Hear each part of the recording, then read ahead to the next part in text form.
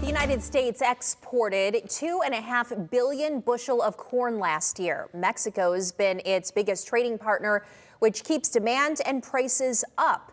But Mexico's president wants to ban U.S. corn over its use of biotech, or genetically modified grain. Dan Cummins is here with more on what's going on. Dan? Understandably, corn growers in the states are very concerned. Most of our corn is genetically modified, but very safe. And there's been a trade agreement for years. First NAFTA and now the USMCA. Mexico and Canada had all agreed to terms. And now this, and billions of dollars are at stake here. Phil Wenig is a third-generation farmer in Wood County. He's worked with the Corn Marketing Board and U.S. Grains Council. Wenig grows corn, soybeans, and wheat. Prices are stable for corn right now thanks to demand for it. Some of his corn goes to the ethanol plants in northwest Ohio, Fostoria and Leipzig.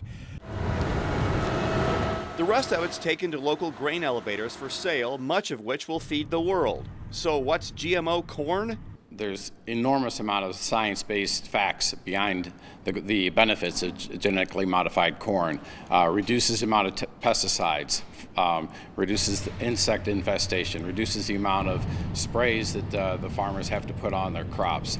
That the seed is resistant to disease and insects, which therefore minimizes the amount of pesticides that we have to put on post-emergent. The federal government has begun the process to tackle the Mexico problem. Tad Nicholson from Ohio Corn and Wheat. But when we have a trade agreement, we all have agreed upon how we're going to do this. And part of that, what's really a question here is, we've all agreed we're going to use sound science on any kind of a dispute. And the Mexican president is not using science when it comes to their decree that is going to ban biotechnology. It has potential to be extreme concern. Mexico is our #1 export market for U.S. corn, and any disruption to that, it affects all corn growers eventually. If demand goes down, if there's a dispute, it's going to affect all corn farmers.